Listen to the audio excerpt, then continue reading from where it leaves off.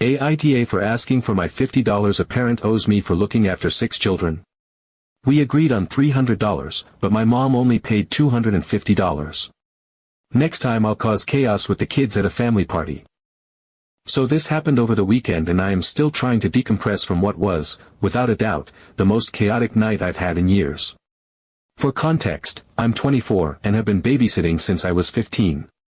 I've seen it all: teething babies with fevers, 3 siblings under 5 during a snowstorm, twin toddlers with separation anxiety, and one infamous birthday party where the birthday boy cried because his cake wasn't shaped like a T-Rex. Point is, I know how to handle kids. I come prepared, I'm certified in CPR and first aid, I bring games and snacks, I don't sit around scrolling TikTok while the kids run wild, I actually babysit. Now, my mom was throwing a huge 50th birthday bash for herself this past weekend. She went all out. And when I say that, I mean caterers, DJ, bartenders, themed cocktails, rented furniture, the works. The party was being held at my parents' house, this massive, modern home that could easily be on the cover of a luxury lifestyle magazine.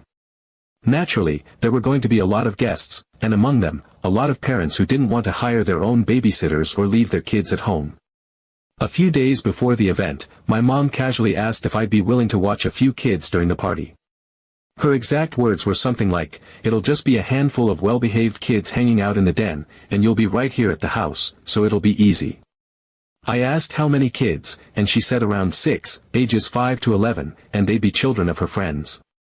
I made it clear that I'd treat this like any other babysitting job. I wasn't just helping out, I was providing a service. She agreed, and we started talking payment. I suggested $60 an hour. That might sound like a lot, but considering there were going to be 6 kids, it broke down to just $10 per child, per hour.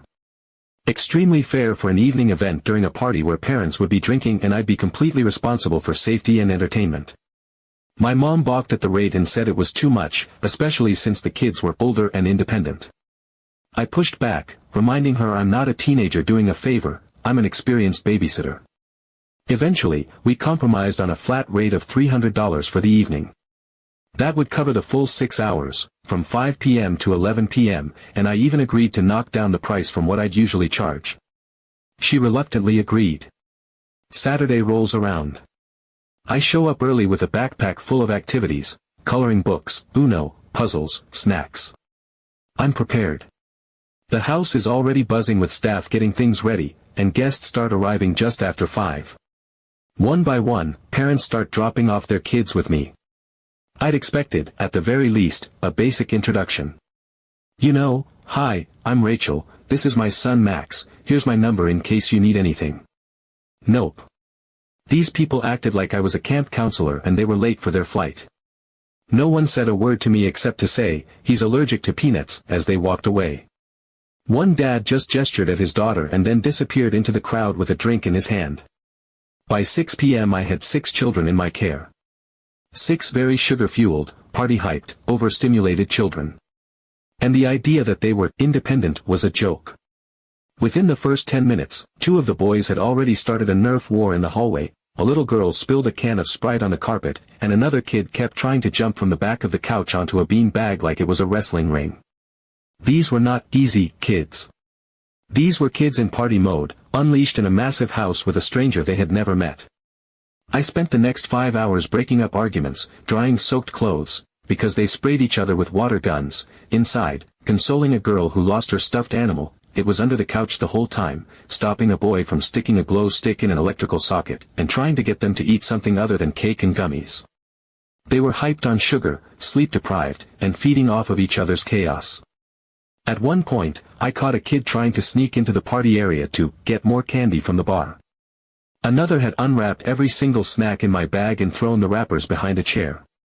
I asked one of the parents, when I finally tracked her down near the chocolate fountain, if she could come talk to her kid who was refusing to stop hitting another boy with a pool noodle. She literally laughed and said, "Oh, that's just how he plays." By 10:30, I had finally gotten them to wind down, changed a few of them into pajamas, and tucked them into makeshift beds in the guest rooms and couches. I was exhausted. I smelled like frosting and baby wipes. I'd been used as a human jungle gym. My throat hurt from repeating myself all night. My legs hurt from chasing a kid who thought hide-and-seek meant actually hiding from the adult in charge. Around 11, my mom came up and said, "You can head out now. The kids are all settled." I said goodnight, packed up my stuff, and left, relieved, honestly. I got home, showered, and was just about to crash when I checked my phone. A Venmo notification popped up from my mom. She'd sent me $250. I was confused. We'd agreed on $300. I opened the note and it said, "You left a little early, so I adjusted the payment. Thank you again." I just stared at my phone. I left early. As if I abandoned the job. I stayed until 11, the agreed end time. I only left because she told me I could. And even if I had left 15 minutes early, which I didn't, that wouldn't void the flat rate agreement. We'd both agreed to a flat rate in writing. I even gave her a discount for my standard rate. Now I'm sitting here debating whether to send her a Venmo request for the missing $50. It's not just the money, it's the principle. I gave her a discount. I wrangled 6 hyper children in an unfamiliar space while their parents got drunk and danced under disco lights. I worked hard. I fulfilled exactly what I said I would do. But then again, it's my mom. And she's already acting like I should have done it for free because you were just at home anyway. I don't want to cause drama, but I also feel incredibly disrespected. Would I be the asshole if I sent her a follow-up Venmo request for the $50 she agreed to pay me? What would you do? Update 1. So, after a couple of days of sitting with it, thinking, rethinking, venting to my group chat, writing then deleting 4 different drafts of what I wanted to say, I decided to send the Venmo request for the missing $50. I figured I'd keep it light and polite, no drama. I sent it with a message that said, "Hi Mom, just a reminder that we agreed on $300 for the night. I stayed until 11 as discussed, so I'm requesting the remainder of the payment. Love you." That was it. No attitude. No guilt trip. No passive aggression. Just a straightforward, calm reminder of the deal we made and the hours I worked. I didn't think it would be a big deal, she's my mom, and we literally had the agreement in writing. I truly thought she might have just forgotten, or assumed I'd left earlier than I did and would send the rest without any pushback. About 10 minutes later, I get a notification. Not money. A full-on paragraph. Like, a solid brick of gray text in my messages. She told me she thought I ducked out early, and that, watching a few kids in your own house isn't worth $300 anyway. She claimed she was being more than fair by giving me $250, and then added that any other family member would have done it for free. She emphasized that it was just helping out for a few hours, and I was lucky to be home, warm, fed, and not stuck in traffic somewhere. I sat there rereading her message over and over, honestly stunned. First of all, I didn't duck out early, I was told to leave at 11 by her. I didn't say, "Okay, I'm done now." I stayed until all 6 kids were asleep, cleaned up as best as I could, and then left when I was told my services were no longer needed. I didn't clock out early, I didn't disappear, and I definitely didn't leave her or her friends' kids unattended. And then the line about watching a few kids in your own house. That felt like such a slap in the face. Like I wasn't actually doing anything. Like I was just lounging on the couch in sweatpants while kids quietly read books around me. As if managing 6 sugar-drunk, party-hyped, overstimulated kids in a loud, chaotic house wasn't actual labor. As if I hadn't brought games and snacks, dealt with a literal indoor water fight, separated physical fights, comforted crying kids, and kept all of them alive while their parents got plastered downstairs. As if I hadn't spent the whole evening doing crowd control in a luxury home filled with fragile decor and way too many sharp corners. And then came the real dagger, any other family member would have done it for free. That line hit me like a truck. Because it wasn't just a statement, it was a guilt trip, a subtle emotional manipulation wrapped in the guise of family loyalty. The idea that because I'm her daughter, my time and labor aren't worth anything. That it's somehow shameful or ungrateful of me to ask to be paid for a job she asked me to do. I replied, trying to keep it together, and reminded her, again, that we had agreed on a flat rate. That I had worked the entire time. That I wasn't just hanging out, I was responsible for 6 kids, none of whom were mine, in a house full of party noise and distractions, with no help, and no introductions from the parents. I told her it was frustrating that not only did her friends not acknowledge me or say thank you, but now I was being penalized for sticking to the agreement. Her response was cold. She said, well, if it was so hard, maybe you shouldn't offer next time. And that's what finally broke me. Because I hadn't offered. She asked me. She came to me. And I agreed because she's my mom and it was her big night and I wanted to help, but I also wanted to be respected for my time and effort. I gave her a discounted rate. I tried to be professional. I showed up. I delivered. I didn't argue after that. I didn't push. I didn't respond. I just let it go. Because what was I going to say that would change her mind? That would make her see the difference between being a supportive daughter and being taken advantage of. So no, I didn't get the $50. I never got the thank you. I never got a follow-up from any of the parents. And yeah, I'm still pretty hurt. Because it wasn't about the money, it was about what it represented. That my time, my boundaries, and my work are only valuable when it's convenient. That the moment I try to stand up for myself, I'm seen as difficult or ungrateful. That if you do something, in your own home, it somehow doesn't count. I didn't want to ruin the relationship over $50, but it definitely made me feel like I was being taken advantage of. Update 2. Fast forward 3 weeks later, and we've got my cousin's baby shower, except calling it a shower is almost insulting to what this actually turned out to be. Of course, it wasn't just a gathering with cupcakes and pastel streamers. No, it was yet another episode of Mom Throws an Extravagant event. This time, she had rented out a vineyard. A full vineyard. With a private barn decked out like a Pinterest fever dream. There were hanging floral installations, a charcuterie table the size of a minivan, monogrammed wine glasses, a harpist playing covers of Taylor Swift songs, and signature cocktails named after the baby. I showed up thinking I'd be a regular guest, eat a few canapes, say congratulations, maybe sip one of those overhyped cocktails and leave with a candle wrapped in tulle. I was dressed for it, too, flowy dress, nice boots, not at all in babysitter mode. But as soon as I walked in, I saw the signs. Little shoes by the door. Juice boxes lined up next to the wine. A suspicious amount of stroller parking outside the barn. My stomach sank. I should have known.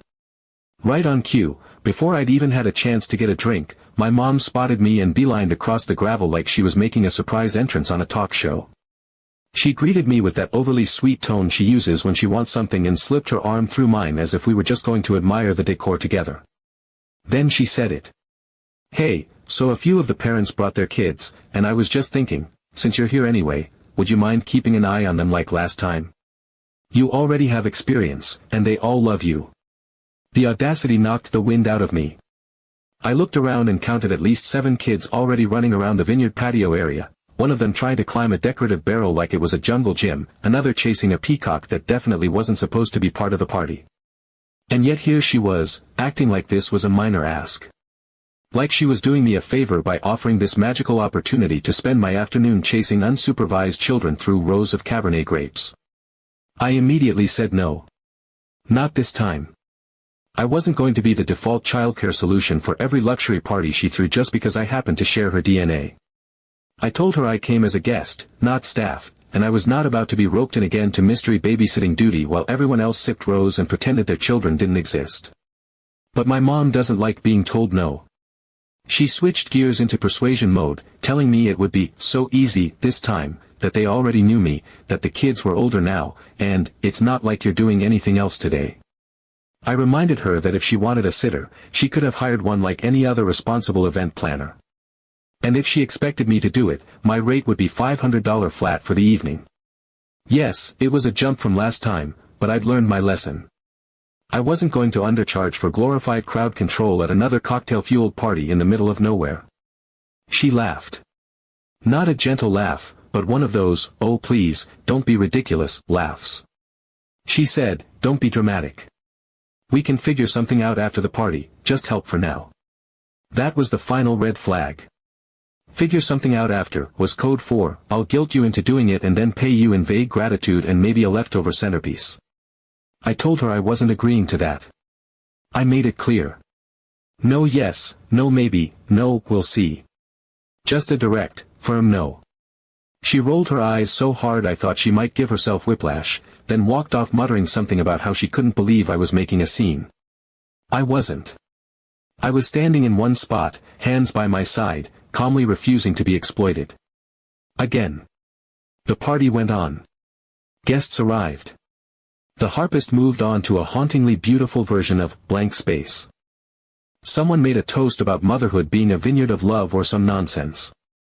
Meanwhile, the children were predictably going full Tasmanian devil mode, chasing each other around tables, knocking over decorative lanterns, dipping their fingers in frosting when no one was looking. I saw two of them try to feed a goat with cocktail napkins. It was chaos, pure and uncut. A little after sundown, when things really started to spiral, kids getting overtired, two of them crying because someone pushed someone near the fountain, guess who comes crawling back? My mom. This time, no sweet voice. Just urgency. Panic in her eyes. One of the kids had started screaming and she couldn't find the parent. Another had wandered into the vineyard rows and wouldn't come back. Suddenly, I was the only person in a 100-yard radius qualified to handle this situation. And against my better judgment, and because I didn't want to create a scene at a family event where people were now giving speeches and filming TikToks, I finally agreed. But not without a mental note to myself, this is the last time I let her put me in this position. And if I'm not getting paid fairly, I'm not breaking my back to keep up appearances. I'm not running around like a trained professional while parents get tipsy and pretend this is some charming European afternoon. So I changed my approach. I didn't enforce strict rules. I didn't organize activities. I didn't intervene unless someone was bleeding or looked like they were about to fall into the koi pond. I sat back, sipped a Sprite, and let the kids be kids. I didn't offer to track down parents when fights broke out. I didn't play hide and seek or mediate arguments over iPads. If they wanted a babysitter for free, they were going to get what they paid for. That night, I decided to become the fun babysitter. Update 3. So, as predicted, it didn't take long before the chaos crescendoed to a level that even I, in all my years of babysitting, hadn't quite seen before. There were 8 kids in total by the time I took over. A couple of them were the same ones from the last event, the Nerf snipers and water gun warriors, while the rest were new recruits, equally wild and equally unsupervised. Their parents were, of course, nowhere to be found. Or rather, they were off sipping lavender spritzers and taking group selfies under a floral arch while their children were left to roam like unsupervised festival gremlins. But this time, I wasn't going to wear myself out. I wasn't going to run around like a camp counselor begging them to settle down. I wasn't going to exhaust myself for zero appreciation and uncertain compensation. This time, I leaned into it. No, scratch that, I collaborated with the chaos. If I was going to be a free babysitter at a wine-soaked social event dressed up as a family celebration, then I was going to do it my way. The first thing I did was raid the summer-themed decor bin that someone had lovingly arranged near the welcome table like it was sacred. It was clearly curated for aesthetics, meant to quietly reinforce the party's breezy vineyard getaway vibe. There were hibiscus-printed napkins, woven palm fans, and several straw baskets filled with props that screamed "Look how effortlessly casual we are." Nestled among the faux driftwood and floral drink stirrers, I found my holy grail, a package of brand-new, pastel-colored plastic water guns, still sealed in their crinkly plastic, untouched and begging for trouble. They were clearly meant for photo ops, probably meant to sit untouched beside a chalkboard sign that said something cute like, "Sippin' and Sproutin'." But I didn't care. I cracked the pack open with the urgency of a mom opening baby wipes during a diaper blowout and handed them out to the kids like a benevolent god of mischief. No disclaimers. No, ask your parents first. No reminders to aim low or stay dry. Just the quiet glint of rebellion in my eye and a whispered green light to unleash their most chaotic selves. The reaction was instant. The first kid to grip one in their tiny hand gasped like I'd just handed them a magical artifact. Then came the chorus of delight, full-bodied squeals, clapping, bouncing, a stampede of bare feet across the grass as they tore off in every direction. They flooded toward the nearest beverage station, where they eagerly jammed their tiny weapons into ice water buckets and started spraying anything that moved. Their targets were indiscriminate: each other, bushes, decorative pillows, a "baby love" chalkboard sign, the occasional ankle of an adult passing too close to the battlefield. I watched a 5-year-old sprint behind a deck chair, pop up like a soldier in a trench, and soak another kid right in the face with terrifying precision. One of the older boys invented a scoring system on the spot based on distance and volume of shriek elicited. Another started dual-wielding, spinning in circles and yelling like he was defending the Alamo. Within minutes, water was flying, kids were slipping in the grass, and someone was yelling "ambush" from behind the mimosa bar. It was pure, beautiful anarchy. Next came the whipped cream snowballs. I scouted the dessert table and, after noting that the adults were still absorbed in their endless conversations about Montessori preschools and international toddler shoe sizing, I quietly snatched a few paper cups and a stack of plastic spoons. Then I reached for the forgotten can of Reddi-wip hiding behind a crystal trifle bowl like it had done something wrong. With my tools in hand, I gathered the kids around and gave them a quick tutorial. Load the whipped cream into the spoon, flick it as hard as you can, and aim for your teammate's cup, or honestly, wherever your chaotic little heart desires. At first, it was tactical. Focused. Kids lined up, trying their best to fling fluffy globs of whipped cream into neatly placed solo cups 10 feet away. But accuracy was never the point. The second someone missed spectacularly and the cream splat against a nearby folding chair with a satisfying splat, all bets were off. Laughter exploded like a firework. One of the younger ones began launching spoonfuls straight into the air, watching them arc like frosting comets. Another, emboldened by the madness, smeared a handful directly into his friend's shirt and then ran for his life. Whipped cream quickly became war paint. Some smeared it under their eyes like football players. One girl tried to sculpt hers into a snowball hat. I watched in awe as a particularly creative 8-year-old turned 2 spoons into catapults and set up a 3-point firing station using overturned flower pots and sheer determination. Someone accidentally hit the side of the dessert tent, where a decorative sign now read, "Welcome Baby Lynn," in drippy, sugary loops. The kids roared every time something missed. They doubled over when someone got hit. They collapsed in the grass, sticky, breathless, euphoric. Then came the piece de resistance. The adults' only cheese board.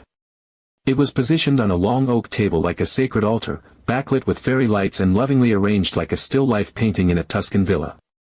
There were hand-labeled wedges of aged Gouda, truffle brie, and manchego. There were glistening honeycombs resting on rustic slate slabs. Figs halved with mathematical precision. Grapes cascading in gentle curls, sprigs of rosemary poked in at precise angles. The crackers were fanned out into concentric circles, with edible flowers scattered just so. It was all so unnecessary. And entirely forbidden. The kids had been watching it all afternoon like it was a golden idol behind glass. Every time one wandered too close, some adult would swoop in with a reminder that this was grown-up food. One child got physically blocked by someone's handbag. Another was shooed away like a fly. You could see the hunger and injustice mounting like a pressure cooker. So, we staged a protest. In the corner of the barn, tucked behind a pile of throw pillows and unopened diaper raffle cards, was an arts and crafts station. Meant for guests to write well wishes for the baby, it had everything we needed: cardstock, markers, glitter pens, and tape. We got to work like revolutionaries drafting manifestos. I gave the kids free rein. Within minutes, the signs were born. Snacks for all, no brie without me, kids want cheese too. Then, in what might go down as the single most chaotic 5 minutes of my entire babysitting career, we raided the adult picnic area while chanting in unison, "No snacks, no peace." One of the younger kids launched a gummy bear into someone's wine glass with surgical precision. Another tried to play tag through the rose garden and ended up faceplanting into a hydrangea bush. I honestly thought someone might faint. The adults were horrified. My mom looked like she was halfway between an aneurysm and full cardiac arrest. Guests were dodging whipped cream globs and stepping over plastic leis as if it were the aftermath of a parade thrown by caffeinated raccoons. And in the center of it all, I stood with my arms crossed, watching it unfold like the general of a very tiny, very chaotic army. Eventually, my mom stormed up to me, red-faced, trying to keep her voice low but failing. She demanded to know what I was doing. I shrugged and said, "Babysitting, just like you asked." That was the moment I knew I had officially crossed the threshold from helpful daughter to family rebel. But I didn't care. Because I had spent years being the responsible one, the reliable one, the one who cleaned up quietly and never complained, and where had it gotten me? Underpaid. Underappreciated. And constantly expected to do more under the guise of being family.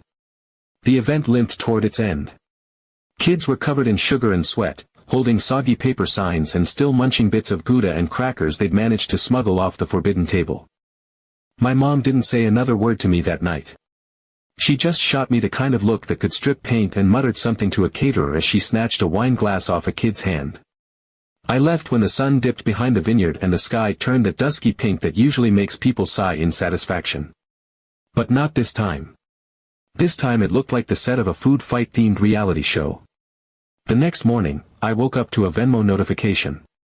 My mom had sent the full $500. No partials. No deductions. Just $500 even, with a single note, "Don't ever babysit at my events again." Honestly, best payment I've ever received. That night, I decided to become the fun babysitter.